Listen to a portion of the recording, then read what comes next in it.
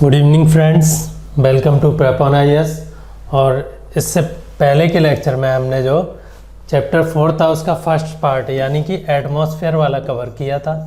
अब हम देखते हैं कि इस एटमॉस्फेयर में जो फेनोमेनन होते हैं, इसमें एटमॉस्फेयर की जो कुछ प्रॉपर्टीज़ जिन्हें हम डे टू डे मेजर करते हैं, जो हमारी लाइफ को इम्पैक्ट करती हैं, वो क्या है। उन्हें कंबाइंडली हम वेदर एंड क्लाइमेट बोल देते हैं। और उसको कैसे मेजर करते हैं और उससे कैसे इम्पैक्ट हमारी लाइफ पे आता है, कैसे विंड्स चलती हैं, कैसे सीजन फॉर्मेशन होते हैं और कैसे रेन होती है, ये हम इस चैप्टर में देखेंगे।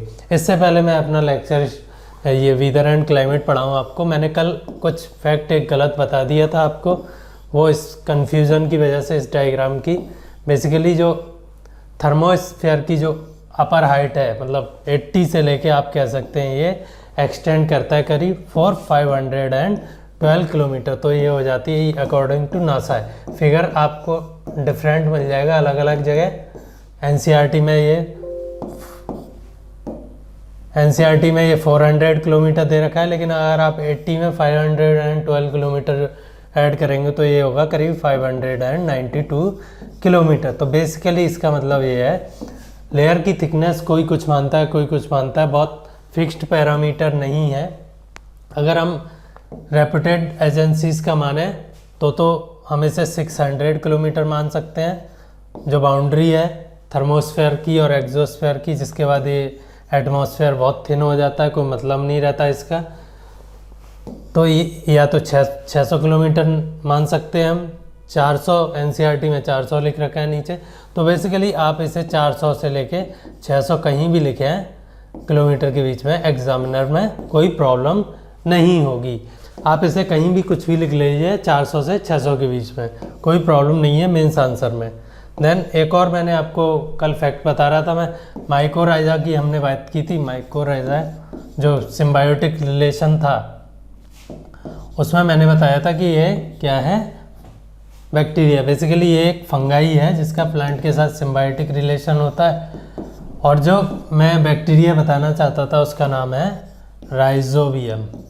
इनका जो लेगुमिनस प्लांट हैं, लेगुमिनस दलहन जिन्हें बोलते हैं, उनकी रूट्स के साथ सिम्बायोटिक रिलेशन रहता है। ये उन प्लांट को नाइट्रोजन देती हैं और भी न्यूट्रिएंट देती हैं, और ये सिम्बायोटिक रिलेशन बनाती हैं। इसीलिए लेगुमिनस प्लांट से जो लैंड की फर्टिलिटी है वो घटने की जगह क्रॉप प्रोडक्शन के बाद बढ़ जाती है। तो ये दो कुछ इम्पोर्टेंट बातें हो गई जो पिछले लेक्चर में मुझसे गलती से बोली गई। अब आ जाते हैं हम वेदर एंड क्लाइमेट पे। तो वेदर क्या है, एनसीईआरटी में कभी कभार डेफिनेशन बड़ी क्लियर और अच्छी दी रहती है। Weather is this hour to hour and day to day condition of the earth atmosphere. जो एटमॉस्फेयर हमने बात की है, जो अर्थ की एनवलप है थिन एयर का, उसमें जो आवर टू आवर किस चीज़ की बात कर रहा है कि आपको कितना टेम्परेचर फील हो रहा है, विंड की स्पीड क्या है, इस एटमॉस्फेयर में जो विंड चल रही है, ह्यूमिडिटी कितनी है, पसीना कितना आ रहा है आपको, एयर प्रेशर हमें महसूस नहीं होता है पर यह भी एक चीज़ होती है, एंड रेनफॉल हो रही है या नहीं। तो ये जनरल पैरामीटर्स हैं 4 या 5 जिन पे हम वेदर या क्लाइमेट को जज करते हैं। तो वेदर तो हो गया डे टू डे। क्लाइमेट क्या है, इसी डे टू डे का एक long term average. For example आप मुंबई के क्लाइमेट को क्या बोल सकते हैं, hot and humid climate. Year around वहाँ ह्यूमिडिटी ज़्यादा रहेगी, मॉइस्चर ज़्यादा रहेगा ये एयर में, ह्यूमिडिटी ज़्यादा रहेगी, एंड हॉट रहेगा, टेम्परेचर भी ज़्यादा रहेगा। ऐसे ही हम माउंटेन क्लाइमेट्स को क्या बोल देते हैं, कूल क्लाइमेट जनरली। अब देखते हैं जो टेम्परेचर या क्लाइमेट की मैं बात कर रहा हूँ, एयर प्रेशर, वो सब क्या है। एक एक से इन सारे जो पैरामीटर्स हैं हमें एटमॉस्फेयर की कंडीशंस को अंडरस्टैंड करने में मदद करते हैं। उनको अब एक एक से देखते हैं। यहाँ एक बड़ा इंटरेस्टिंग फैक्ट दे रखा है, you will be surprised to know that कि अर्थ पे जो एनर्जी आ रही है, सन जो एनर्जी छोड़ रहा है स्पेस में, अर्थ उसका सिर्फ कितना पार्ट रिसीव कर रही है, 1/2 बिलियन। 1 बिलियन 2 बिलियन में से सिर्फ 1 पार्ट अर्थ को मिलता है, बाकी स्पेस में और प्लैनेट्स और बॉडीज़ या स्पेस में ऐसे ही चला जाता है। तो ये इंटरेस्टिंग है। ठीक है, आगे बढ़ते हैं। टेम्परेचर अगर आप समझते हैं तो अच्छी बात है, नहीं समझते हैं तो इतना समझ लीजिए फंडामेंटल लेवल पे तो होता है टेम्परेचर, जो भी मॉलिक्यूल या एटम है, O2 है, N2 है या CO2 जो भी एटमॉस्फेयर में प्रेशर प्रेजेंट है, या आपकी बॉडी में भी जो मॉलिक्यूल या ऑर्गेनिक मॉलिक्यूल प्रेजेंट है, उनकी काइनेटिक एनर्जी, उनके इलेक्ट्रॉन्स का वाइब्रेशन एंड इनकी एज ए एटम या as a molecule kinetic energy किसी भी एक रैंडम डायरेक्शन में, इसे क्या बोल देते हैं हम, टेम्परेचर। इसी का हिसाब किताब रखने वाली चीज़ को हम जनरल लैंग्वेज में क्या बोल देते हैं, टेम्परेचर। ये हो गया टेम्परेचर हो गया। इसको समझना कैसे और थोड़ा सा, अगर टेम्परेचर ज़्यादा रहेगा तो इनकी वेलोसिटी ज़्यादा रहेगी, ये बाउंस ऑफ होंगे ईच अदर, एक दूसरे से टकरा के बाउंस ऑफ होंगे, और जब इनके पास एनर्जी ज़्यादा रहेगी या टेम्परेचर ज़्यादा रहेगा तो ये ज़्यादा स्पेस में कम पार्टिकल एडजस्ट हो पाएंगे। सिमिलरली अगर इन्हें आप ठंडा कर दें तो ये कम जगह में ज़्यादा पार्टिकल एडजस्ट हो जाएंगे, ये इनके पास काइनेटिक एनर्जी कम रहेगी, ये बाउंस ऑफ भी कम होंगे और ये एक जगह में ज़्यादा पार्टिकल रह सकते हैं। इसका क्या यूज़ है अभी हम एयर प्रेशर में आगे देखते हैं। टेम्परेचर का कंसेप्ट हो गया, टेम्परेचर समझ में आ गया आपको। देन टेम्परेचर कैसे बढ़ता है अर्थ पे मेनली, तो अर्थ के जो भी एनर्जी है, जो भी अर्थ की सरफेस पे जो भी एनर्जी है, इंटरनल एनर्जी की बात नहीं कर रहे हैं हम, और ग्रेविटी को छोड़ दें अर्थ को, तो फिर जो भी एनर्जी अर्थ को मिलती है वो बेसिकली कहाँ से मिलती है, पूरी की पूरी सन रेज से।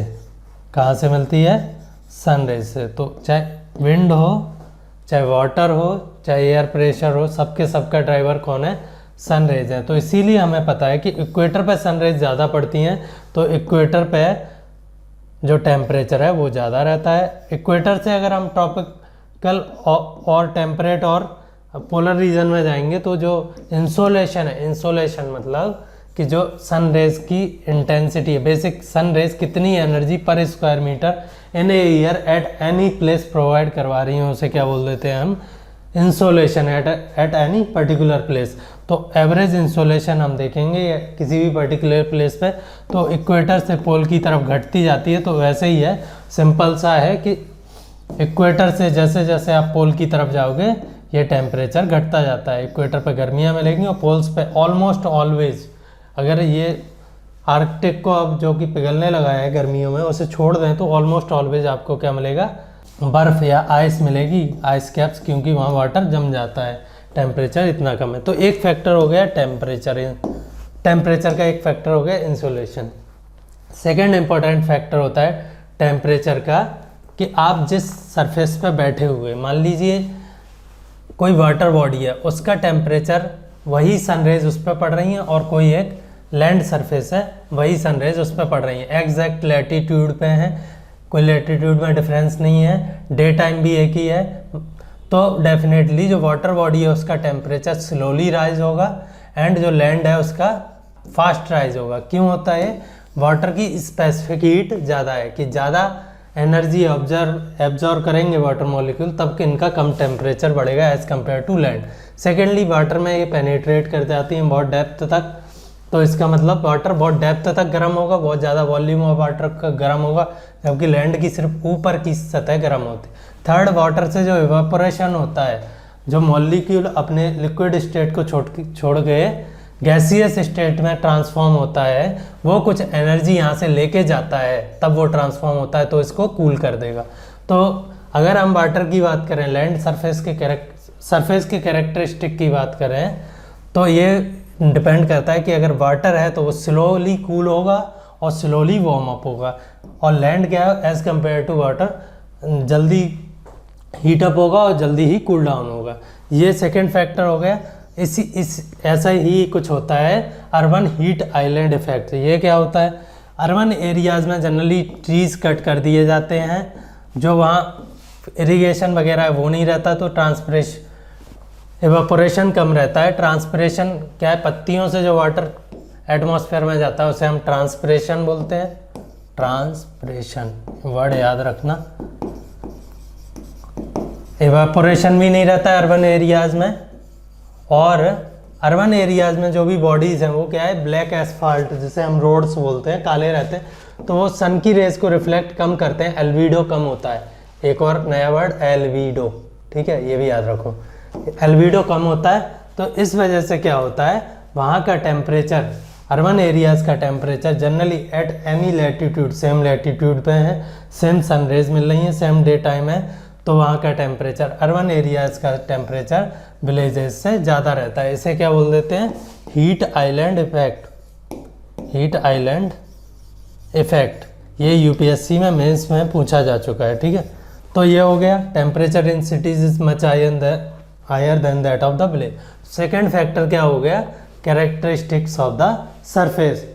अगर वो वाटर है और या वाटर बॉडी के पास है तो वो स्लोली हीट और कूल डाउन होगा, और अगर वो लैंड है और इंटीरियर है कंटिनेंट में तो वो जल्दी ही कूल डाउन होगा, जल्दी ही हीट अप होगा। इसीलिए जो इंटीरियर्स ऑफ द कंटिनेंट है उनमें जो टेम्परेचर की रेंज है, चाहे वो day to day temperature range हो या फिर ईयरली टेम्परेचर रेंज हो, वो बहुत ज़्यादा होती है और वाटर के लिए बहुत कम होती है। ये हो गया। तो एक और आखिरी फैक्टर जो टेम्परेचर को इम्पेक्ट करता है, ये 3 फंडामेंटल हैं, उसके बाद इनके कॉम्बिनेशन मिलेंगे। आप जहाँ भी पढ़ेंगे 5-6 वो इन तीनों के कॉम्बिनेशन रहेंगे। एक है, आपने एटमॉस्फेयर में पढ़ा था कि जैसे हम ऊपर जा रहे हैं एटमॉस्फेयर में, वैसे वैसे टेम्परेचर ट्रोपोस्फेयर में कम होता जा रहा है। ट्रोपोस्फेयर में कम हो रहा है तो इसका मतलब ट्रोपोस्फेयर की हाइट मैंने आपको लिखवाई है 12 to 15 किलोमीटर, ठीक। तो यहाँ तक टेम्परेचर बेसिकली कम होता है। हमारी जितनी भी ह्यूमन मेड चीज़ें या नेचुरल चीज़ें हैं जो कि लैंड से बनी हुई हैं, सैटेलाइट्स को छोड़ दो, लैंड से यानी कि समथिंग सॉलिड से बनी हुई हैं, तो वो क्या है, उनकी हाइट ट्रोपोस्फेयर से कम ही है, वो कहीं नीचे ही है। मान लीजिए एक पहाड़ है 2 किलोमीटर का, तो वो ट्रोपोस्फेयर में ही है, वो ट्रोपोस्फेयर से ऊपर नहीं निकला है। तो उसमें जैसे जैसे ऊपर जाओगे आपको उसमें टेम्परेचर घटता जाएगा। तो एक थर्ड फैक्टर हो गया एलिवेशन, एलिवेशन और एल्टीट्यूड या फिर हाइट। ये 3 चीज़ें एक ही चीज़ है, आप एटमॉस्फेयर में ऊपर जाइए टेम्परेचर घटेगा। ये एक पैरामीटर हमने देख लिया वेदर या क्लाइमेट का। सेकंड पे आते हैं एयर प्रेशर। आपने अगर कभी स्कूबा डाइविंग का नाम सुना है, सुना होगा, मूवीज़ भी देखी होंगी, तो कई बार बोलते हैं कि स्कूबा डाइविंग में जैसे समुद्र में जाते हैं तो उनके कानों में प्रेशर पड़ जाता है, कान सुन्न से पड़ जाते हैं, बंद हो जाते हैं, या फिर किसी के ब्लड भी आने लगता है। तो वो बेसिकली किस वजह से होता है, वाटर का जो प्रेशर है जो बढ़ रहा है, जो आप वाटर के अंदर जा रहे हो उसकी वजह से। तो ऐसे ही क्या होता है, आप एक वेसल में वाटर भरिए, उसका लेवल चेंज करते जाइए, तो इसके बॉटम पे जो प्रेशर है, वेट बढ़ता जाएगा, लेवल चेंज करते जाओगे वाटर का। तो पहले कम था पानी तो कम वेट, फिर ज़्यादा, फिर ज़्यादा। तो प्रेशर क्या होता है, weight upon area, area constant है, वेट बढ़ाते जाइए या फिर आप समझ लीजिए डेप्थ बढ़ाते जाइए वाटर की, और जो प्रेशर लग रहा है इस बॉटम की सरफेस पे वो क्या है, चेंज होता जाएगा। अब आपने एक बॉडी डाली इसमें जो कि सबमर्ज्ड है, यहाँ पे है वो बॉडी वाटर में, इस वाटर में एक कैन लाए या कुछ लाए जो कि हाफ सबमर्ज्ड है, पूरा ना तो अंदर है ना नीचे, ऊपर है ना नीचे है। इस पर जो प्रेशर लगेगा वो बेसिकली इस डेप्थ के अकॉर्डिंग लगेगा कि पानी की सतह से ये कितना अंदर है।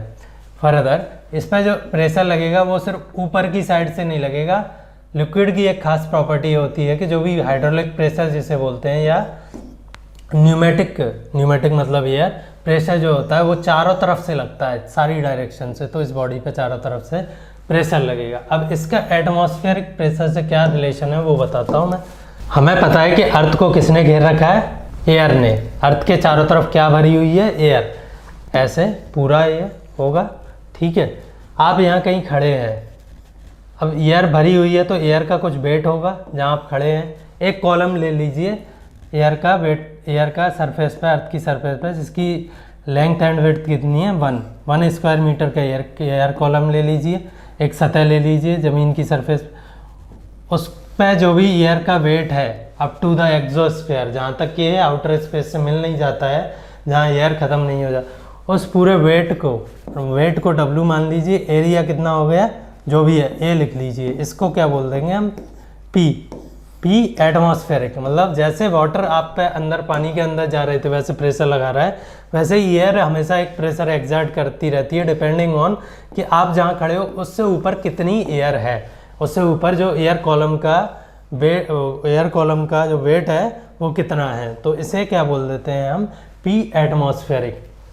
आप सोच रहे होंगे कभी महसूस नहीं होता है कि हमारे ऊपर प्रेशर लग रहा है, ज़िंदगी में तो कई बार महसूस होता है, पर ऐसा नहीं लगा कि एटमॉस्फेयर भी प्रेशर लगा रहा है। तो वो महसूस तब होगा जब ये प्रेशर नहीं लगेगा, क्योंकि कुछ चीज़ों की आदतें पड़ जाती हैं ना हमें। तो एटमॉस्फेरिक प्रेशर की हमें आदत है। आप माउंटेन्स में चले जाइए, ये जो weight of air column above you है, हाइट के साथ वो कम होता जाएगा, तो आपको जो एयर प्रेशर का कॉलम का जो वेट है, एयर प्रेशर है, वो कम लगने लगेगा, और आपकी बॉडी जो काउंटर प्रेशर लगा रही है अर्थ की सरफेस पर, उस एयर प्रेशर को, पी एटमॉस्फेयर को काउंटर करने के लिए, वो उससे क्या होगा, आपकी blood vessels higher mountain reaches में, जो पर्वतारोही है, माउंटेनियर्स हैं, उनकी ब्लड वेसल्स फटने लगती हैं, क्योंकि जो उनकी बॉडी का प्रेशर है वो किस हिसाब से है, जो ग्राउंड लेवल पे एयर प्रेशर है उस हिसाब से है।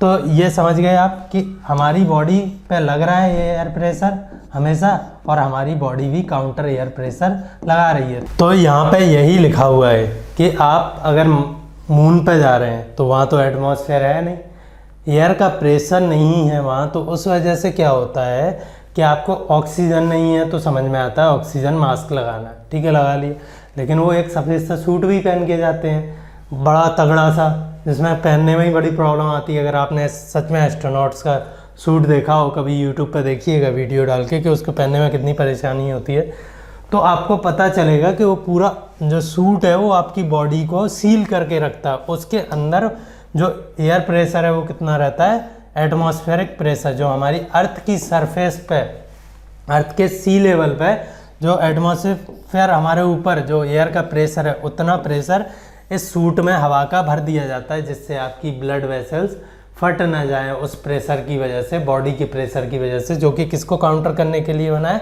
एटमॉस्फेयर को काउंटर करने के लिए बना है, एटमॉस्फेरिक प्रेशर को काउंटर करने के लिए। जो प्रेशर है हमारी बॉडी का, उसकी वजह से अगर आप मून पे ऐसे ही चले गए सिर्फ मास्क लगा के, तो आप पूरे फट जाओगे, छितड़े उड़ जाएंगे बिना किसी बॉम्ब के।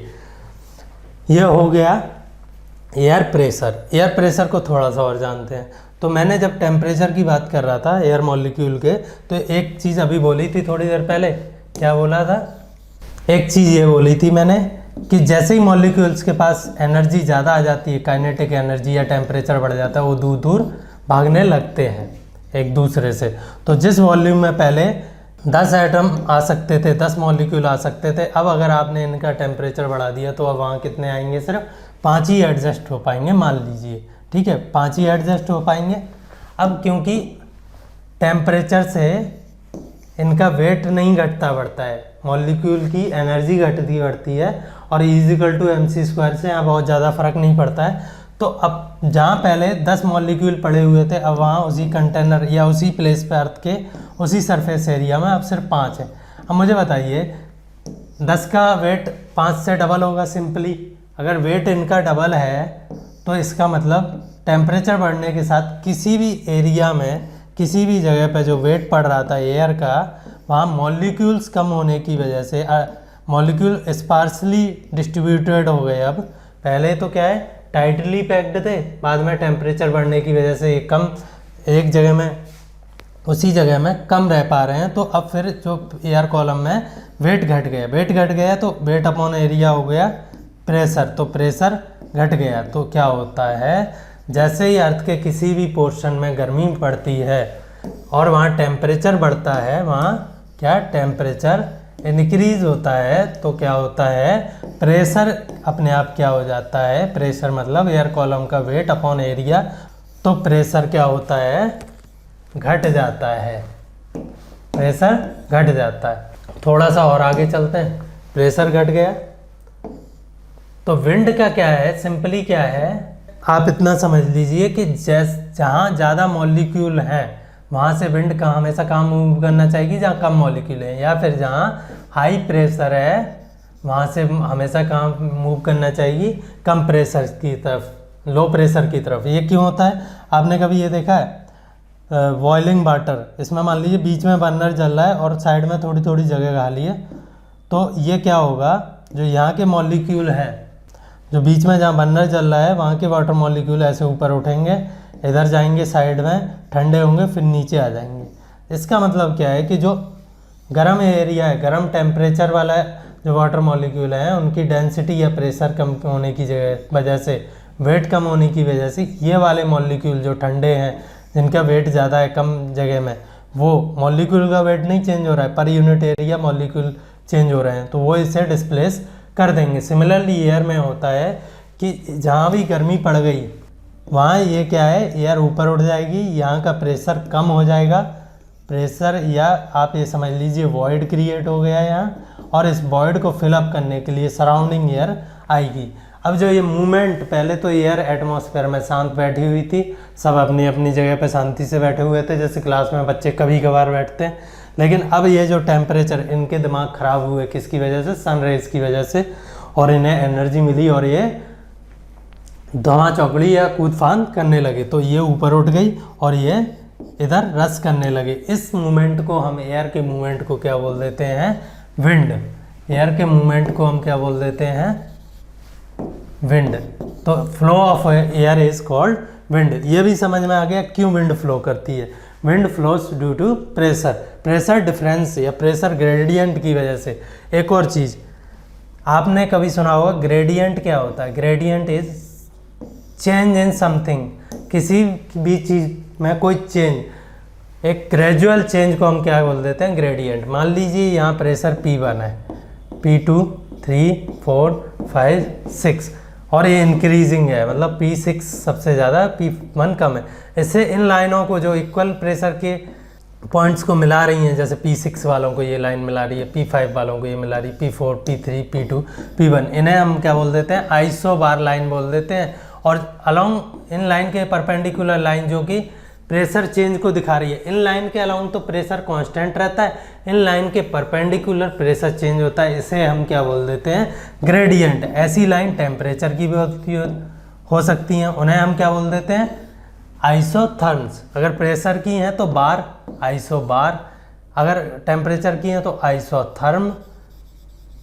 ऐसे ही और सारे जो पैरामीटर हैं क्लाइमेट के, उनकी ये आपको यूनिट यहाँ दे रखी है। रेन गॉज की अमाउंट ऑफ रेनफॉल को हम रेन गॉज में मेजर करते हैं, विंड को विंड वेन से मेजर करते हैं, प्रेशर को बैरोमीटर से करते हैं और टेम्परेचर को थर्मोमीटर से। यहाँ एक और है, मॉइस्चर को हम किससे करते हैं, मॉइस्चर, एयर में जो मॉइस्चर है, हाइग्रोमीटर। प्लीज़ लिख लीजिए, एग्जाम में पूछा है, हाइग्रोमीटर। तो ये हो गए 4-5 कुछ जो हमारे बेसिक पैरामीटर हैं, उन्हें मेज़र करने के साइंटिफिकली। आप अपने गैस नहीं कि मेरी बॉडी को इतना फील हो रहा है तो इतना हो, वो वर्क नहीं चलेगा। साइंटिफिक वर्क में जो इंस्ट्रूमेंट यूज़ होते हैं वो यहाँ लिख रखे हैं, वो मैंने एक बता भी दिया है।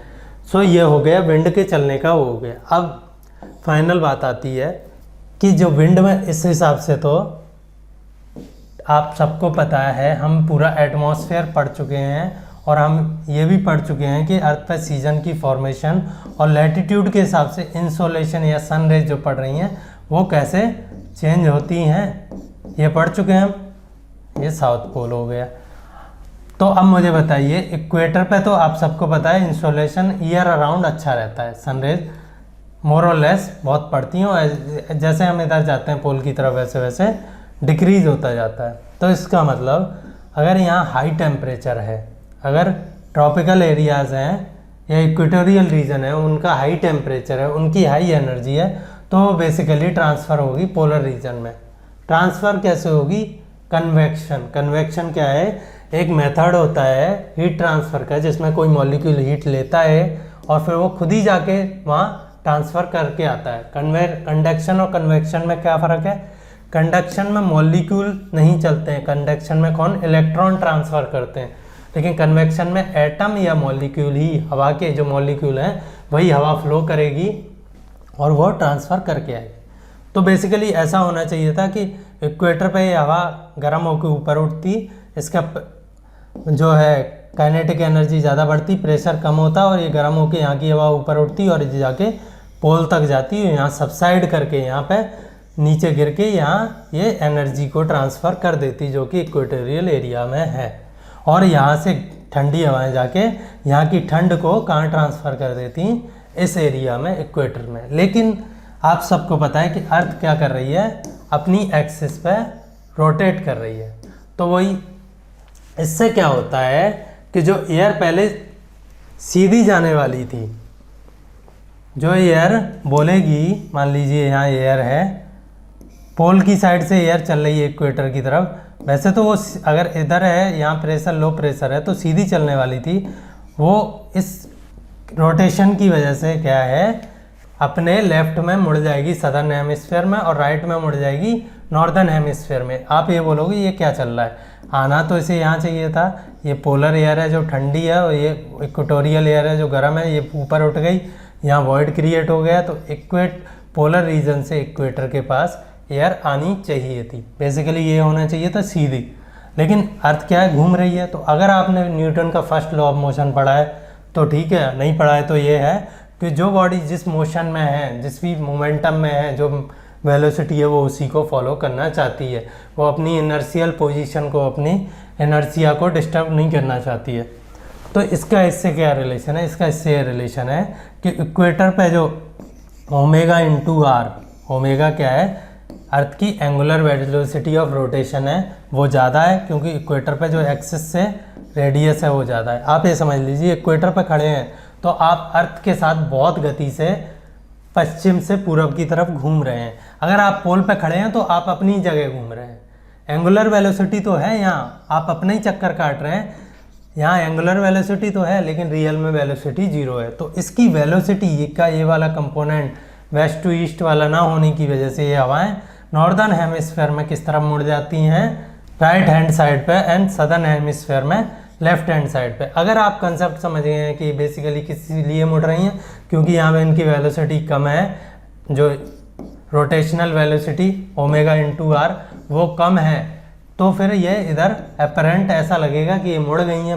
वास्तव में तो ये होता है कि पोल वाले हवाएं तो सीधी चलती हैं, पर ये जो अर्थ जिस पॉइंट पे ये आने वाली थी इक्वेटर की, वो उतनी दूर में आगे निकल चुका होता है अर्थ के एंगुलर रोटेशन की वजह से।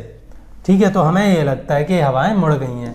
सिमिलरली ये हवाएं नॉर्थ में किस तरफ मुड़ेंगी, राइट में, और साउथ हेमिस्फीयर में लेफ्ट में। अब अगर ये इक्वेटर से पोल की तरफ चल रही हैं तो इनके पास पहले से ही वेलोसिटी ज़्यादा है और पोल के पास नहीं है, तो जब ये इक्वेटर पोल की तरफ जाएंगी तो फिर से ये मुड़ जाएंगी, वही सदर्न में लेफ्ट एंड नॉर्दर्न में राइट। तो सदर्न में लेफ्ट SL एंड नॉर्थ में राइट NR। ये प्लीज़ याद कर लीजिए। अगर कंसेप्ट समझ में आ गया तो कुछ भी याद करने की ज़रूरत नहीं है। सारे एग्जाम्स में 10 बार पूछा जा चुका है कि कौन से हेमिस्फीयर में हवाएं किस तरफ मुड़ती हैं, और कईयों बार लोगों से गलत करवाया है। तो अब आते हैं हम जो विंड के कुछ सर्कुलेशन है ना, एयर चलने लगती है उसे विंड बोलते हैं। विंड की कुछ तो हैं अर्थ पे परमानेंट विंड जो कि साल भर चलती हैं, दिन रात चलती हैं। कुछ हैं सीजनल विंड्स जो कि कुछ सीजन में अलग डायरेक्शन में चलती हैं, कुछ सीजन में अलग डायरेक्शन बदल लेती। कुछ है लोकल जो कि दिन में कभी चल ली, कभी महीने में कि सीजन के किसी पर्टिकुलर महीने में चल ली, उन्हें हम लोकल विंड बोलते हैं। तो जो इम्पोर्टेंट हैं वो हैं permanent winds and seasonal winds. Local wind तो जैसे लू वगैरह चलती है, मिस्ट्रल और एग्जाम्पल है इसका। लू तो हो गया एक, मिस्ट्रल हो गया, चिनूक हो गया, ये सारे लोकल विंड के एग्जाम्पल हैं। अब मैं लोकल विंड में इससे ज़्यादा कुछ नहीं बताऊंगा। जो हम डिस्कस करने वाले हैं वो है परमानेंट विंड और क्या रीज़न है उनके चलने का, और सीजनल विंड। तो अब हम आ जाते हैं अपने थोड़े से डिफरेंट डायग्राम पे। तो मैंने बताया कि जो इक्वेटर वाला एरिया है ये रेड, इसमें क्या है, ईयर अराउंड क्या है, गर्मी पड़ने वाली है, गर्मी पड़ने वाली है। तो यहाँ पे बेसिकली जो एयर के मॉलिक्यूल्स का होने वाला है दिमाग खराब होगा, ऊपर उठेंगे, उन्हें लगेगा वो हेवंस की तरफ जा रहे हैं, पर ऐसा कुछ होता नहीं है। वो डेल्यूजन में वो ऊपर उठते हैं, यहाँ वॉइड क्रिएट होता है। इस वॉइड जो क्रिएट होता है उसका क्या करना है वो बताता हूँ अभी। फिलहाल इसे समझ लीजिए आप, ये लो प्रेशर एरिया ज़मीन पे बन गया और ऊपर उठी है ये विंड एल्टीट्यूड में, एटमॉस्फेयर में ऊपर उठी है। तो एटमॉस्फेयर में ऊपर क्या हो गया, यहाँ पे हाई प्रेशर एरिया। अभी एटमॉस्फेरिक हाई यहाँ से जाके इधर जाएगा, अपनी एनर्जी को ट्रांसफ़र करने का ये तरीका है कन्वेक्शन का। मैंने बताया अभी कि जो इक्वेटोरियल एनर्जी है सन से मिल रही है उसे पोलर रीजन में ट्रांसफ़र करना है। पहले एक तो ऐसा हो सकता है पूरे जाके सीधे पोल तक चले जाएं, लेकिन वही वो मुड़ने की वजह से, अपने राइट लेफ्ट मुड़ने की वजह से ये एयर जब ऊपर पहुंचती हैं तो ये मुड़ जाती हैं। किस तरफ? ईस्ट की डायरेक्शन में मुड़ जाती हैं। नॉर्थ जाना था, ईस्ट मुड़ गई। इधर भी साउथ जाना था, ईस्ट मुड़ गई। और ईस्ट में जाके ये कहाँ 30 डिग्री लैटिट्यूड पे सबसाइड कर जाती हैं। और उससे क्या बन जाता है, यहाँ एक हाई प्रेशर बेल्ट बन जाता है। दोनों हेमिस्फीयर में ये कहानी चलती है। हाई प्रेशर बेल्ट बन गया और ये एयर सबसाइड करने लगती। अब ये क्योंकि यहाँ से वॉइड क्रिएट हुआ है इक्वेटर से, तो यहाँ एयर वापस आएगी। तो वो एक तो इस हाई प्रेशर से आती है, जो कि इन्हीं की यही एयर है जो कि अपनी एनर्जी को अब यहाँ ट्रांसफॉर्म करके आ गई, फिर से ठंडी होके आ गई और इधर इस एनर्जी को दे के आ गई, जो भी वाटर बॉडीज़ है, लैंड है या फिर एयर है, उसे देख। कुछ यहाँ से इस तरफ भी चलने लगती है, क्योंकि हाई प्रेशर है तो ये तो नहीं पूछेगा मुझे किस डायरेक्शन में, अब मुझे इस डायरेक्शन में भी चलने लगती है। तो मैंने बताया कि नॉर्दर्न हेमिस्फीयर में किस डायरेक्शन में मुड़ेगी, अपने राइट पे, और सदर्न में अपने लेफ्ट पे, चाहे ऊपर चल रही हो चाहे नीचे चल रही। सिमिलर ये होता है कहाँ, सदर्न हेमिस्फीयर में। तो जो लौट के विंड आती हैं जमीनी स्तर पे, उन्हें हम क्या बोल देते हैं, ट्रेड विंड। और सिंस ये नॉर्थ ईस्ट डायरेक्शन से आती हुई अपरेंट होती हैं, आवाज़ होता है कि नॉर्थ ईस्ट डायरेक्शन से आ रही हैं, तो इन्हें हम क्या बोल देते हैं, north easterly trade wind. Trade क्यों बोलते हैं, इसकी सहायता से अंग्रेजों ने पूरी दुनिया को लूटा था। जो इनकी जहाज़ें थी उनको इसी की सहायता से चलाते थे, तो इन्हें ट्रेड विंड बोल देते। ठीक है, यहाँ से जो ऐसे चल रही हैं पोलर की दिशा में, क्योंकि फाइनली एनर्जी कहाँ ट्रांसफ़र होनी है, हीट एंड जो एनर्जी है वो कहाँ जानी है, पोलर रीजन में। इम्बैलेंस है पोलर और इक्वेटर में, तो यहाँ से कुछ ऐसे चलने लगती है, इन्हें हम क्या बोल देते हैं, वेस्टर्ली। ये क्या है, वेस्ट डायरेक्शन से आती हुई प्रतीत होती हैं। सेम यहाँ भी वेस्ट डायरेक्शन से आती हुई है प्रतीत होती है। अब जो पोलर रीजन है, मैंने बताया जहाँ ठंड है वहाँ तो हमेशा क्या होता है, हाई प्रेशर। तो यहाँ से क्या है, ठंडी हवा बाहर चलेंगी, और जो ये गर्म हवा आ रही हैं इस middle latitude high pressure belt से, उनसे टकराएंगी और यहाँ पे क्या बनेगा, फ्रंट्स बनेंगे। फ्रंट्स का मतलब कि एक तरफ से ठंडी हवा आ रही है, एक तरफ से गर्म हवा आ रही है। अब उनकी लड़ाई नहीं होने वाली, चढ़ाई होने वाली है। लड़ाई चढ़ाई मैं बताता हूँ। जो ठंडी हवाएं रहती हैं उनकी डेंसिटी ज़्यादा होने की वजह से, मान लीजिए नॉर्थ से ठंडी हवाएं आ रही हैं और साथ से नॉर्दर्न हेमिस्फीयर की बात करें, इक्वेटर, और इधर से गर्म हवाएं जा रही हैं, तो गर्म हवाएं की डेंसिटी कम होने की वजह से ठंडी हवाएं नीचे रह जाती हैं, गर्म हवाएं इन्हें ओवरराइड कर जाती हैं। और क्योंकि गर्म हवाओं में मॉइस्चर रहता है, तो ये जैसे ऊपर उठती हैं यहाँ बारिश होने लगती है। बारिश कैसे होती है उसको अभी मैं समझाता हूँ। फिलहाल ये समझ लीजिए, यहाँ फ्रंट्स बन जाते हैं, ऐसे वेवी टाइप के फ्रंट्स बन जाते हैं, वेव्स ऐसे पूरे इस मिड लैटिट्यूड पोर्शन में, जहाँ की बारिश होती रहती है। कुछ गर्म हवा, कुछ ठंडी हवा, कुछ गर्म हवा, कुछ ठंडी हवा। ये हो गई north easterly trade wind, westerly, और जो पोलर से आती है उन्हें पोलर विंड बोल देते हैं। और इस पूरे एरिया को हम क्या बोल देते हैं, फ्रंटल जोन या फ्रंटोजेनेसिस। ये हो गया, ठीक है। इन सेल्स के कभी कभार कुछ कुछ नाम भी दे देते हैं, जिस साइंटिस्ट ने इन्हें ईजाद किया है, बताया कि ऐसा सर्कुलेशन होता है अर्थ पे। जैसे हेडलेस सेल बोल देते हैं इसे मिड लैटिट्यूड या फेरल सेल भी बोल देते हैं, इसे पोलर सेल बोल देते हैं। अब आपको ये ग्लोबल सर्कुलेशन समझ में आ गया। एक चीज़ और बता दूं कि आप सोच रहे होंगे कि ये पूरी साल क्यों चलती है, क्योंकि पूरी साल अर्थ जो सन की एनर्जी है वो या तो इक्वेटर के आसपास ही कहीं ना कहीं कंसंट्रेटेड रहती है, with in 23.5 degree of north और साउथ। 23.5 डिग्री ऑफ नॉर्थ और साउथ, ये जो टॉरिड जोन है, इसमें ही हमेशा सन की रेज डायरेक्टली फॉल करती हैं, तो इस वजह से यहाँ एनर्जी ज़्यादा रहती है। और ये एनर्जी एनी हाउ कहाँ पहुँचनी है, पोलर रीजन तक। तो वैसे तो सीधे पहुँच जाती, पर क्या अर्थ के रोटेशन की वजह से इसमें कुछ कॉम्प्लिकेशंस आ जाते हैं, आप कह लीजिए टर्न्स एंड ट्विस्ट्स आ जाते हैं, और उस वजह से ये हमें सारे सेल मिलने लगते हैं। ये पूरी साल इसलिए चलती हैं क्योंकि पूरी साल सन हमेशा इक्वेटर के आसपास ही अपनी मैक्सिमम एनर्जी देता है। तो ये तो हो गई परमानेंट विंड। अब मैंने आपसे एक बात की थी कि सीजनल विंड्स क्या होती हैं, तो वो हम इसमें देखते हैं। सीजनल विंड्स की बात करते हैं, तो पहले मैं आपको ये जो परमानेंट विंड जो मैप में दिखा रखी थी बहुत इजी वे में, उनको एक्सप्लेन कर देता हूँ। ये real time circulation of air है।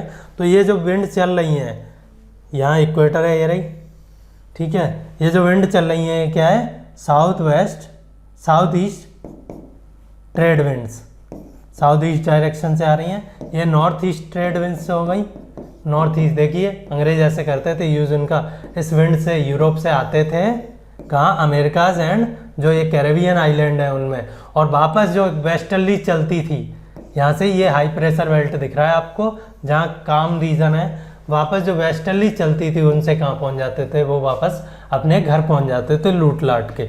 तो ये ट्रेड विंड हो गई और ये वेस्टर्ली हो गई। ये पैटर्न जो रियल लाइफ में है वो बड़ा कॉम्प्लिकेटेड होता है, जो हम मैप या वो दिखाते हैं बहुत ईजी होते हैं, सिंपल होते हैं। वेस्टर्ली जो सबसे ज़्यादा तेज चलती हैं वो चलती हैं सदर्न हेमिस्फीयर में। क्यों? क्योंकि यहाँ इन्हें ऑब्स्ट्रक्ट करने वाला कोई भी लैंड मास नहीं है। अराउंड द अंटार्कटिका ये पूरा फेरोसियसली चलती रहती हैं, इसीलिए इन्हें फ्यूरियस 50, 40 या 60 डिग्रीज जिस भी लैटिट्यूड पे चल रही हैं फ्यूरियस, और पता नहीं इनको क्या क्या नाम दिए जाते हैं। अगर हम सदर्न हेमिस्फीयर जैसे कि ऑस्ट्रेलिया में रह रहे होते तो शायद हमें ये पता होता कि इनको जनरली क्या बोला जाता है। तो ये वेस्टर्ली दिख गई आपको। और जो फ्रंटोजेनेसिस की मैं बात कर रहा था कि पोलर रीजन से आके इन वेस्टर्ली से क्या बना रहे हैं, जो फ्रंट बना रहे हैं, ये वार्म विंड हो गई, ये कूल हो गई, और यहाँ पे बरसात वगैरह जो भी होती है इसकी फ्रंटोजेनेसिस होती है। फ्रंटोजेनेसिस अभी क्योंकि नॉर्दर्न हेमिस्फीयर में सर्दियाँ हैं तो वहाँ ज़्यादा अच्छी दिखेगी, मैं दिखाता हूँ आपको। देखिए जहाँ भी जिस भी हेमिस्फीयर में ठंड रहती है उस हेमिस्फीयर का जो पोलर रीजन है वहाँ से बहुत स्ट्रॉन्ग पोलर विंड्स चलती हैं। तो ये देखिए अमेरिका में जो मैक्सिमम बारिश होती है वो किस वजह से होती है कि ये जो ट्रेड विंड आई और फिर ये वेस्टर्ली बन के गई। अब यहाँ कुछ लो प्रेशर एरिया है, या ऐसे इधर से आर्कटिक विंड आ रही है बिल्कुल ठंडी, और इधर से गर्म वार्म मॉइस्ट विंड जा रही है। ये आर्कटिक विंड इसके ऊपर राइड करेंगी, ठंडी विंड्स के ऊपर, और बरसात करेंगी। तो ये ईयर द राउंड चलता रहता है। जिस हेमिस्फीयर में ठंड होती है उसमें ये जो पोलर फ्रंटोजेनेसिस की है जो रीजन है वो बढ़ जाता है और बारिश बढ़ जाती है। इसीलिए अमेरिका में जो बारिश होती है वो मैक्सिमम नॉर्दर्न रीचेज में कब होती है, सर्दियों में, और किस फॉर्म में होती है, हेल या स्लीट या स्नो के फॉर्म में। ये हो गया। चलो ये आपने लाइव देख लिया कि इतना सिंपल नहीं होता है जितना मैप पे हमें दिखता है। अब मैं आपको इसमें एक और चीज़ बता दूं, इंडिया वाले पे आ जाते हैं अब हम, कि इंडिया में जो मानसून जिसकी बात कर रहे थे सीजनल की, वो क्या होता है। अभी आप देख रहे होंगे कि सुना होगा, चलो ये जो चीज़ बन रही है उसकी मैं बाद में बात करूँगा, जो सर्कुलेशन हो रहा है। अभी आप कुछ दिन पहले देखते तो ये मैप ऐसे था कि इधर से विंड आ रही हैं, ऐसे जा रही हैं, ऐसे जा रही हैं। ये क्या है, नॉर्थ ईस्ट ट्रेड विंड, पूरे वर्ल्ड में चलती हैं, ठीक है, ये देखिए। लेकिन मानसून के सेशन में क्या होता है, जब इंडिया में गर्मी पड़ती है, यहाँ की हवा उठ के यहाँ कहीं पहुँच जाती है, तो ये हवाएं जो अभी ऐसे चल रही हैं बेसिकली यहाँ से ये पूरी कंटिन्यूस होते हुए इंडिया में आके क्या करवाती हैं, मानसून की बरसात करवाती हैं। फर्दर मानसून सिर्फ इंडिया में नहीं होता है, मानसून ऑस्ट्रेलिया में होता है, मानसून साउथ ईस्ट एशिया में होता है। मानसून मतलब ऐसी विंड्स जो अपनी डायरेक्शन चेंज कर लें। और मानसून कहाँ होता है, अफ्रीका में भी होता है। अफ्रीका में जो सेंट्रल अफ्रीका में बारिश होती है वो भी मानसून से होती है। अब इसमें बस एक इम्पॉर्टेंट चीज़ रह गई है, वो ये है, क्या है, ये आपको दिख रहा होगा या न्यूज़ पढ़ी होगी आपने तो आपको पता होगा कि क्या चल रहा है। न्यूज़ में ये चल रहा है कि जो उड़ीसा की कोस्ट है उस पर क्या आ रहा है, एक साइक्लोन आ रहा है, जिससे कि पूरे देश में specially eastern part of the country में क्या है, भारी बरसात के IMD ने चेतावनी दी है। ये साइक्लोन क्या होता है, पहली बात तो ये। तो मैंने अभी आपसे जब बात कर रहा था अर्थ के रोटेशन की और कैसे विंड्स मुड़ती हैं नॉर्दर्न हेमिस्फीयर में अपने राइट साइड पे एंड सदर्न में अपने लेफ्ट साइड पे, उससे ये सारी चीज़ों की फॉर्मेशन होती है। समझाता हूँ मैं। मान लीजिए इंडिया का ये कोई पार्ट है, ठीक है, अभी, और यहाँ पे क्या है, लो प्रेशर एरिया, मतलब यहाँ की एयर तो ऊपर उठ गई है। अब यहाँ कहीं से पास से एयर आने वाली थी और वो यहाँ से इस चीज़ को टारगेट लेके चली थी कि मुझे यहाँ पहुँचना है, इस सेंटर पर लेकिन वो चलेगी तो अपने, बताइए, राइट साइड में मुड़ गई। एक एयर का पार्सल यहाँ से आने वाला था वो भी राइट साइड में मुड़ गया, एक एयर का पार्सल यहाँ से आने वाला था वो भी राइट साइड में मुड़ गया। यहाँ से आने वाला था वो भी राइट साइड में मुड़ गया, यहाँ से आने वाला था वो भी राइट में मुड़ गया, और यहाँ से आने वाला था वो भी। अब मुझे बताइए इस सेंटर के अराउंड आपको कैसा सर्कुलेशन दिख रहा है। एक एयर इस सेंटर पे कभी नहीं पहुँच पाएगी उस मुड़ने की वजह से, उस अपरेंट फोर्स की वजह से, जिसे हम नाम क्या दे देते हैं, कोरियोलिस फोर्स। बेसिकली ये कोई फोर्स नहीं है, एक अपरेंट आपको आभास होता है कि कोई फोर्स है। बेसिकली ये अर्थ के रोटेशन की वजह से, मोमेंटम के कंजर्वेशन की वजह से पिछड़ना होता है, विंड का अपरेंट शिफ्ट होता है, उसको हम क्या बोल देते हैं, कोरियोलिस फोर्स। तो अब आपको दिख गया कि जो साइक्लोन यहाँ चल रहा है, जो एक्टिविटी यहाँ चल रही है एयर की, वो बेसिकली मैंने आपको बताया कैसे फॉर्म हुई है। वो अर्थ एयर के डायरेक्टली ना पहुँचने पे सेंटर पे, बल्कि वह उसके मुड़ जाने की वजह से एयर बहुत स्पीडली रोटेट करने लगती है। और जहाँ रोटेट करने लगती है वहाँ अगर बारिश हो जाए तो बारिश से क्या है, हीट एंड मॉइस्चर कहाँ रिलीज हो जाएगा, अपर एटमॉस्फेयर में हीट रिलीज हो जाएगी, और मॉइस्चर धरती पे। अगर अपर एटमॉस्फेयर में मॉइस्चर रिलीज हो गया तो वहाँ क्या हीट रिलीज हो गई तो वहाँ क्या होगा, अनस्टेबिलिटी बढ़ जाती है। अनस्टेबिलिटी क्या होती है, वहाँ के मॉलिक्यूल्स पे एनर्जी आ गई और वो और ऊपर उठना चाहते हैं और हेवंस की तरफ जाना चाहते हैं। तो वो यहाँ की एयर, जो सेंटर की एयर है, वो हमेशा ऊपर की तरफ उठती रहेगी जैसे जैसे बारिश होती रहेगी, और लो प्रेशर क्रिएट होते रहेगा, और ये एयर जो उसे वहाँ पहुँचना चाहती है वो वहाँ कभी नहीं पहुँचेगी। तो ये जो लो प्रेशर एरिया ये इंटेंसीफाई होता चला जाएगा और क्या बन जाएगा, एक इसे क्या बोल देते हैं, क्योंकि ये घूम रहा है, ये क्या घूम रहा है, ये क्या है, एक चक्री की तरह घूम रहा है, तो हम इसे क्या बोल देते हैं, साइक्लोन। इसी को बोलते हैं साइक्लोन। और ये आपको दिख रहा होगा इंडिया की ईस्टर्न कोस्ट पे अभी तबाही मचाने वाला है। अगर ये और स्ट्रांग हुआ, अगर और सोलर एनर्जी और मॉइस्चर ने इसे फेड अप किया, इसको एनर्जी दी, तो फिर ये बहुत तबाही मचा सकता है। इसका नाम है जवाद, शायद जवाद है, देख लीजिएगा एक बार, नाम नहीं याद आ रहा। तो ये उड़ीसा की कोस्ट पे आ गया है। एनसीईआरटी में जो एग्जाम्पल दिया है साइक्लोन का, वो इत्तेफाक से कहाँ का दिया है, उड़ीसा का। उड़ीसा में एक 1999 ऐसा भयानक तूफान आया था, साइक्लोन आया था, जिसने कि बहुत ज़्यादा तबाही मचाई थी। उसने इतनी ज़्यादा तबाही मचाई थी कि वो अभी तक का मेरे हिसाब से जो रिकॉर्डेड हिस्ट्री है उड़ीसा की, उसमें मोस्ट डैमेजिंग साइक्लोन रहा है। तो उसकी स्पीड कहाँ पहुँच गई थी, 260 किलोमीटर पर आवर। आप ये समझ लीजिए एक सुपर फास्ट कार पर बैठे हैं जो कि 260 किलोमीटर पर आवर की स्पीड से चल रही है, तो आप उसकी छत पर बैठ सकते हैं, आपके बाल नहीं, आप उड़ के नीचे गिर जाओगे।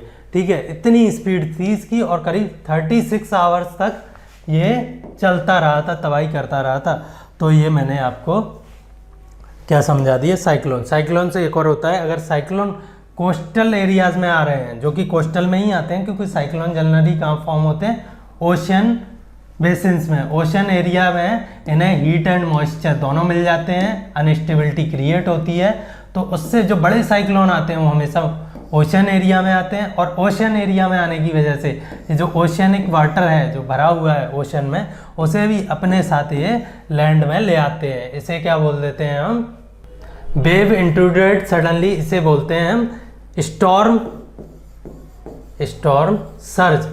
मतलब स्टॉर्म का पानी तो आता ही है, और वो अपने साथ ये जो ओशनिक वाटर है या सी वाला वाटर है उसे भी अपने साथ अंदर ले आता है। ये तो हो गया थोड़ा सा किसका, ये इसका डिस्क्रिप्शन दे रखा है कि कैसे कितने लोग मरे, क्या क्या नुकसान हुआ, कौन सी सिटी में आया और क्या क्या किसके बयान थे। ठीक है, इसके ये तो हो गया पूरा ग्लोबल एयर सर्कुलेशन या air circulation.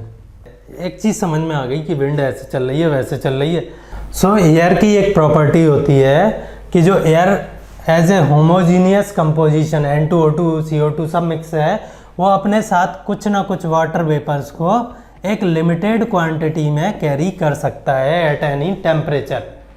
Eight any particular temperature air can carry a certain amount of water with it without being getting precipitated. Condense होने के बजाय, मान लीजिए एक फॉर एग्जांपल आप 1 मीटर क्यूबिक एयर ले लीजिए, ठीक है, मतलब एक डब्बा 1 टंकी के बराबर, और उसमें आप वाटर वेपर इंजेक्ट करते जाइए, और वो एयर है 30 डिग्री सेल्सियस पे टेम्परेचर।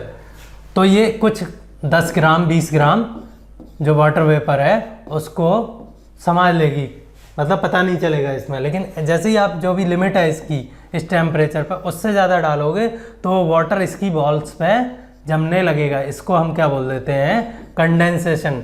वाटर वेपर जो डाली हैं वो अपनी फॉर्म चेंज करके क्या कर लेंगी, फिर से लिक्विड में हो जाएंगी।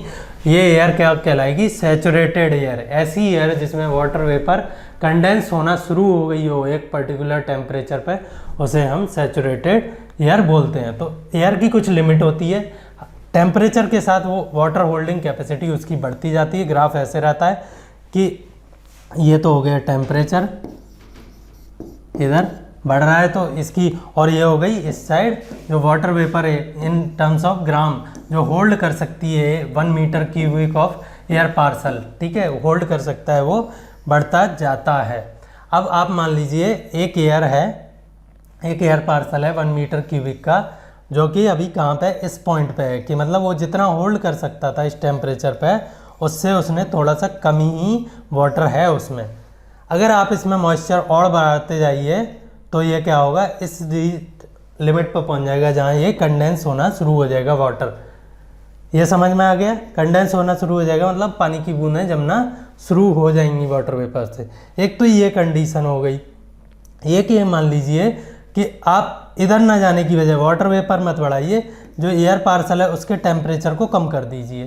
तो एक पॉइंट ऐसा आएगा टेम्परेचर कम करते करते कि वहाँ इसकी वाटर होल्डिंग कैपेसिटी किसके बराबर हो जाएगी, उस टेम्परेचर पर जितना ये मैक्सिमम होल्ड कर सकती थी। तो ऐसे पॉइंट को जो इस लाइन पे होते हैं उन्हें हम क्या बोल देते हैं, ड्यू पॉइंट। मतलब वहाँ ड्यू फॉर्मेशन स्टार्ट हो जाएगा, वहाँ वाटर जमना शुरू हो जाएगा। ये सब रेनफॉल के लिए इतने इंपॉर्टेंट कंसेप्ट हैं, इसलिए मैं बता रहा हूँ। तो ये ड्यू पॉइंट हो गया पहला कंसेप्ट। दूसरा जो absolute quantity of water air parcel can hold, उसे क्या बोल देते हैं हम, स्पेसिफिक ह्यूमिडिटी। उसे क्या बोल देते हैं, स्पेसिफिक ह्यूमिडिटी। मतलब in terms of real terms वो कितने gram per metre cubic of air moisture hold कर सकता है। फॉर एग्जांपल इस पॉइंट पे मान लीजिए 20 ग्राम होल्ड कर सकता है 1 मीटर क्यूब, इस पर 15 कर सकता है। अब मान लीजिए 20 कर सकता है इस पॉइंट पे, लेकिन अभी एयर में जो एयर पार्सल है उसमें सिर्फ 18 ही है। तो 18/20 गुणा 100, इसको क्या बोल देते हैं, इन टर्म्स ऑफ परसेंटेज हम इसे क्या बोल देते हैं, रिलेटिव ह्यूमिडिटी। अगर ये 100% हो गई तो मतलब समझ लीजिए वो ड्यू पॉइंट पर पहुंच गया है। तो अगर 100% पर पहुंच गया है तो वो ड्यू पॉइंट हो जाएगा। जो अगर आप एब्सोल्यूट 18 बता रहे हैं तो वो हो गई उसकी स्पेसिफिक ह्यूमिडिटी, और अगर परसेंटेज में बता रहे हैं तो हो गई relative as compare to maximum air. Maximum water जो एयर होल्ड कर सकती थी उसके कंपैरिजन में अभी इसने कितना पानी होल्ड करके रखा है। इन सब का क्या मतलब है अब समझ में आएगा आपको, क्यों बता रहा हूँ। इन सब का मतलब ये है कि आपने रेन देखी होगी, कल परसों दिल्ली में हुई है, तो पानी कहाँ से गिरता है, आपकी छत में से नहीं गिरता है, ना आपकी टंकी में से, वो गिरता है हवा में से, ठीक है। तो इसका मतलब जो एयर है जो एटमॉस्फेयर में प्रेजेंट है, अगर वो अपनी स्पेसिफिक जो ड्यू पॉइंट वाला जो स्पेसिफिक ह्यूमिडिटी है कि भाई मैक्सिमम इतना होल्ड कर सकती थी इस टेम्परेचर पे 20, लेकिन या तो टेम्परेचर कम हो गया है तो वो अब और होल्ड नहीं कर पा रही है 20 को भी, और या फिर उसमें ह्यूमिडिटी बढ़ गई है, तो वो फिर जो एक्स्ट्रा मॉइस्चर हो गया है एयर में जितना वो होल्ड कर सकती है उस कैपेसिटी से ज़्यादा, वो क्या है धीरे धीरे एटमॉस्फेयर में हवा में ही कंडेंस होता है। धीरे धीरे वो छोटी छोटी वाटर की ड्रॉपलेट मिलेंगी, जैसे कि कोहरा पड़ता है वैसी मिलेंगी। कोहरा बेसिकली पड़ता ही इसीलिए, अगर वो मॉइस्चर इतना ज़्यादा है कि वो अपने आप में गठबंधन करके बड़ी बड़ी बूंदें बना ले और नीचे गिरने लगे तो उन्हें हम क्या बोल देते हैं, रेन। अगर टेम्परेचर ये 0 डिग्री से कम है जिसपे ये रेन जो कंडेंसेशन हो रहा है, तो वो क्या बना लेंगी, स्नोफ्लैक्स, है ना, जो आपने फ्रोजन मूवी में देखी हो, अगर कभी लाइव नहीं देखी होंगी तो वहाँ देखी होंगी, स्नोफ्लैक्स गिरने लगती हैं। अगर ऐसा हो कि पानी जब जमा था तो पानी था, नीचे आते आते ऊपर गए तो जिन्हें ओले बोलते हैं, हेल स्टॉर्म्स, वो भी फॉर्मेशन होता है। लेकिन बेसिकली होता सब किस वजह से है कि जो ड्यू पॉइंट है वहाँ रीच कर गई है एयर, और अब एयर के पास इतना मॉइस्चर है, इतना वाटर वेपर है कि the air can not hold it any more, उसे वो गिराना है। तो चाहे कम है तो कोहरा दिखने लगेगा, ज़्यादा है तो बारिश या जो भी बारिश के अदर फॉर्म्स होते हैं इन्हें हम जनरल में क्या बोल देते हैं, प्रेसिपिटेशन। बेसिकली प्रेसिपिटेशन केमिस्ट्री का टर्म है जो कि यहाँ रॉन्गली अप्लाई किया जाता है। प्रेसिपिटेशन तो होता है सॉल्ट्स के लिए, अगर कोई चीज़ फॉर्म चेंज कर रही हो, कंडेंस हो रही हो, तो बेसिक सही टर्म जो है वो है कंडेंसेशन। तो इन सबको प्रेसिपिटेशन बोल देते हैं इन जनरल। ठीक है, अब देखते हैं ये कितने तरीके से हो सकता है। मैंने बताया या तो आप क्या कीजिए, वाटर जो एयर है उसमें मॉइस्चर की कैपेसिटी बढ़ा दीजिए, मॉइस्चर कंटेंट है वो बढ़ा दीजिए। जैसे कब बढ़ सकता है, जब वो ओशन की सरफेस के ऊपर से पास हो रही हो तो उसमें जो मॉइस्चर कंटेंट है वो बढ़ सकता है। या फिर आप किसी एयर पार्सल का जिसमें कुछ मॉइस्चर है उसकी टेम्परेचर कम कर दीजिए, तो उसकी जो मॉइस्चर होल्डिंग कैपेसिटी है वो अपने आप कम हो जाएगी, और जो बाकी का मॉइस्चर है, जो रेस्ट ऑफ द मॉइस्चर है एक्स्ट्रा है, वो अपने आप एज ए रेन फॉल करने लगेगा ज़मीन पर। ठीक है, तो ये कैसे पॉसिबल है, वही जो 3-4 चीज़ें मैंने बात की ये हम फिजिकली देखते हैं कैसे होता है। तो अभी हम बात कर रहे थे फ्रंटोजेनेसिस की, इधर से कोल्ड एयर आ रही है, इधर से वार्म एयर आ रही है। वार्म एयर के पास मॉइस्चर है कुछ, है ना, ये ओशन के ऊपर से आई है, मॉइस्चर है। अब जैसे ही ये ऊपर उठी तो आपको पता है एटमॉस्फेयर में ऊपर उठने के साथ क्या क्या होता है। एक बात तो डेफिनेट होती है, टेम्परेचर कम होता है। टेम्परेचर कम होगा तो इस वार्म एयर की जो मॉइस्चर होल्डिंग कैपेसिटी है वो कम हो जाएगी। तो इसमें जो भी एक्स्ट्रा मॉइस्चर है, मान लो ये 20 ग्राम पर मीटर क्यूब कैरी कर रही थी, लेकिन पहले इसकी कैपेसिटी भी थी जब ये गर्म थी, लेकिन ऊपर उठ के इसकी कैपेसिटी रह गई सिर्फ 15 ग्राम होल्ड करने की, क्योंकि इसका टेम्परेचर मान लीजिए यहाँ 30 था, अब ये रह गया 15। तो 15, अब जो बाकी का 5 ग्राम मॉइस्चर है वो क्या कंडेंस होके वाटर में बदल के नीचे गिरेगा। एक ये तरीका हो गया। इसे हम क्या बोल देते हैं, cyclonic rainfall, frontogenesis, temperate rainfall, बहुत सारे नाम हैं इसके, बाद में देखेंगे डिटेल में।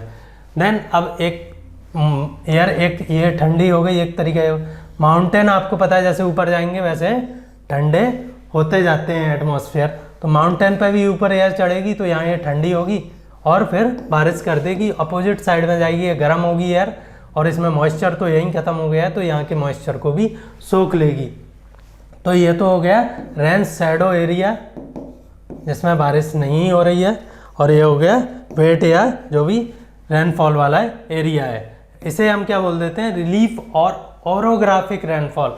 पर्टिकुलर रिलीफ की वजह से, या ओरोग्राफी मैंने बताया था, माउंटेन्स को ओरोजन या माउंटेन्स के लिए ओरोग्राफी का टर्म यूज़ किया जाता है, उनकी वजह से जो रेनफॉल होती है, जो वेस्टर्न घाट में होती है, जो शिलोंग प्लेट्यू या फिर ईस्टर्न हिमालयस में होती है, उसे हम ओरोग्राफिक रेनफॉल बोल देते हैं। Then warm air. अब एक और तरीका है कि एक जगह गर्मी ही इतनी पड़ गई ओशन की सरफेस पे, इक्वेटोरियल रीजन में लैंड जो ओशन के पास है वो इतना गर्म हो गया है, ये इवन ओशन की सरफेस यहाँ से खूब सारा एयर उठा गर्मी की वजह से अपने साथ मॉइस्चर लेके, और फिर ऊपर उठ के ठंडा हुआ और आसपास टहल टाल के कहीं बारिश कर दी। ये क्वेश्चन यूपीएससी प्री का मैं आपको एक लेक्चर में करवा चुका हूँ कि इक्वेटोरियल रीजन में इस फेनोमेनन की वजह से कि वहाँ मॉइस्चर अवेलेबल है, हीट अवेलेबल है, तो मॉइस्चर एवापोरेट होगा, ऊपर जाएगा और फिर वहीं आसपास कहीं बारिश कर देगा। लैंड पे जो भी लैंड अवेलेबल है तो लैंड पे, और ओशन अवेलेबल है तो ओशन पे बारिश कर देगा। तो आपको ये जान के हैरानी नहीं होनी चाहिए कि मैक्सिमम बारिश अर्थ की वो कहाँ होती है, ओशंस में ही होती है, क्योंकि मॉइस्चर वहीं से उठता है और वहीं बारिश कर देता है। मैक्सिमम का मतलब मोर देन 80% ऑफ बारिश कहाँ होती है, ओशन सरफेस पे ही होती है, वो लैंड पे नहीं होती है। तो इस ऐसी को हम क्या बोल देते हैं, कन्वेक्शनल रेनफॉल। कन्वेक्शन मैंने आपको बताया था, कन्वेक्शन क्या है, हीट ट्रांसफ़र का एक तरीका है। जो लोअर एटमॉस्फेयर की या अर्थ की सरफेस की हीट है वो एवापोरेट होके वाटर मॉलिक्यूल के थ्रू अपर एटमॉस्फेयर में पहुंच गई, वहाँ फिर से वाटर वेपर कंडेंस हुई तो वो हीट को वहीं छोड़ दिया और पानी नीचे आ गया। तो ये जो बैलेंस है, इम्बैलेंस है टेम्परेचर का, उसको बैलेंस करने के लिए एटमॉस्फेयर में जो भी फेनोमेनन है, चाहे वो विंड्स हो, चाहे वो रेनफॉल हो या फिर और भी कोई फेनोमेनन हो, साइक्लोन वगैरह हो, वो सब इसी वजह से चलते रहते हैं। इतना समझ में आ गया है, नहीं कुछ समझ में आया है, थोड़ा टफ है ये कंसेप्चुअल है, तो प्लीज़ कमेंट्स में पूछ लीजिएगा। Rainfall is very important for the survival of plant animal. पता है हम सबको, हम किस पर डिपेंडेंट हैं? मानसून पे। India is a monsoon dependent country. और कोई भी देश बिना जो नेचुरल सर्विसेज मिल रही हैं नेचर से, उनके बिना सर्वाइव नहीं कर सकता है। What is atmosphere?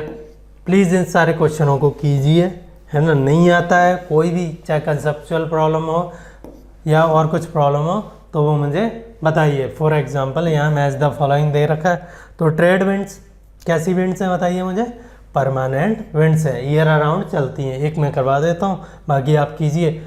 लू कैसी है? एक लोकल विंड है, इंडिया में जो गर्म हवाएं चलती हैं गर्मियों के टाइम पे। पहले हम बात कर चुके हैं जब हमने इंडिया पढ़ाया था, मैंने इंडिया में जब क्लाइमेट पढ़ाया था तब।